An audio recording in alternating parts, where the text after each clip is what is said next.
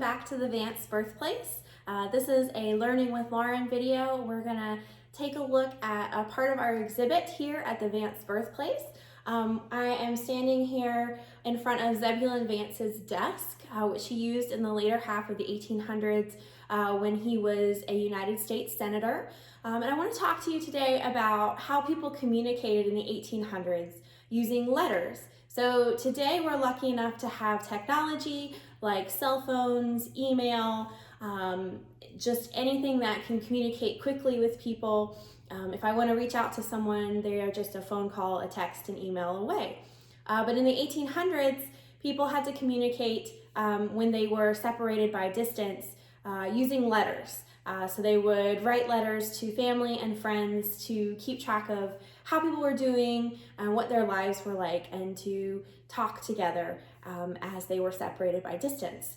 So for example, Zebulon Vance, he's born in 1830, and his mother writes a letter to her niece. She uses that letter to share that news, but to also catch up with what's happening with her niece Margaret in Tennessee.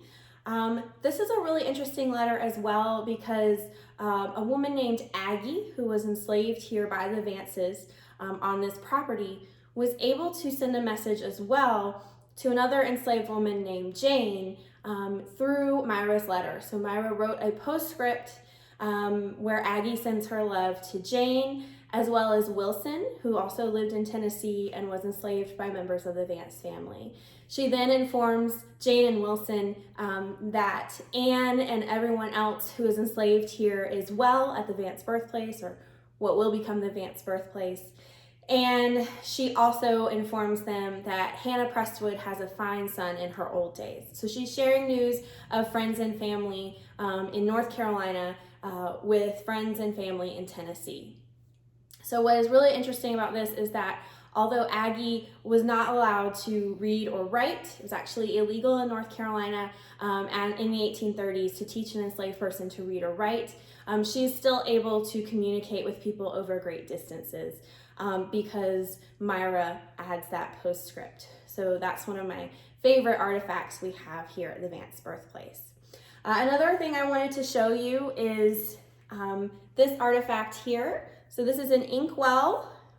It would have held ink here. And so we have a lot of black walnut trees here at the Vance Birthplace. So you can make ink using the hulls of black walnuts. It makes a nice brown ink. This inkwell also has different slots to hold your quill pen. So everybody loves to write with a quill pen at our events here. It is a lot of fun, but it takes a lot of work. You have to keep dipping the quill in ink to write. You can make it sometimes a few words or a sentence before you need to dip again, but the ink is not self-refilling like our pens now, so you have to keep dipping. And by the 1850s, when Zebulon Vance had grown up, people weren't really using quills as much. They were using dip pens, but those still had to be dipped in the inkwells to write a letter like this. So we do know that Zebulon Vance and his future wife, Harriet Espy, were exchanging letters in the 1850s. At this point, Zebulon Vance had gone to Chapel Hill to attend a year of college at the University of North Carolina.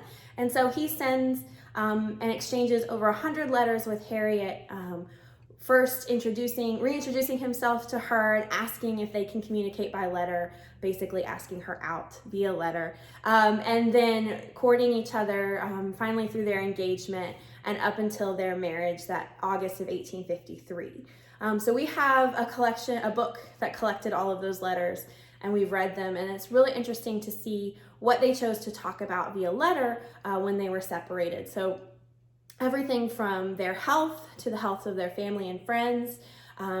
Hattie will share news of their friends in Western North Carolina who's gotten married, who's traveled to California, who's passed away. And Zebulon will share his hopes and political ambitions with her. They will talk politics, what's happening amongst the people he's with, how his studies are going, and what it's like for him in Chapel Hill. And so they will talk about books and religion and everything that kind of crosses their mind. Zebulon Vance writes occasional poetry verses and has an occasional pun thrown in the letter, although Hattie doesn't really like puns, so he doesn't do that very often. And so they are able to communicate and really have an entire relationship by letter for 2 years before they're married. So letters were very important, and they're still important today. We still communicate in that way. Sometimes we just do it digitally via email or as a text message, and we can talk in person and see each other face to face on FaceTime or now with all of these digital platforms. But so I hope you will consider maybe writing a letter to a loved one or a family member or a friend, or even to us here at the Vance Birthplace if you want to check in with us. I'll put the address in the description below this video. And if you check out Kimberly's video next, she'll give you some ideas about writing that letter. Thank you for joining me today, and I hope to see you next time.